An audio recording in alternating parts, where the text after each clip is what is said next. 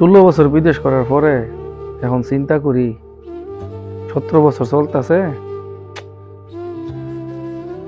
বছরে 1 লাখ করে কামাইলে 17 বছরে 17 লাখ টাকা, মানে 1 লাখ করে যদি নিজের অ্যাকাউন্টে রাখলাম, এটা তো রাখলামই না। এখন আবার বাড়িতে ঈদের টাকা, তারপরে রোজার টাকা, সংসারের খরচ, বউ বাচ্চার কথা তো বাদ, এগুলা তো নাই। বউ বাচ্চা তো বউ কামের বিড়ি আছে, সন্তান মন্তান আছে। আমি যে একটা মানুষ, আমার যে বিদেশ শেষ করতে হবে এই কথা কেউ জিগাও না, কেউ বলোই না, টাইম নাই। থাক আর কটা বছর দেশ হয়ে কি করবি, এই দেশ হয়ে কি করবি এই কথাটা কই একটা ঢোল লাগাই দে, কি করুম আর ভাল লাগে না। আচ্ছা, এই আপনি কি প্ল্যান করলেন? পরশু দিনে তো রোজা, কত টাকা বাড়িতে দিলেন, নিজের জন্য কি করলেন না করলেন তো জানাই।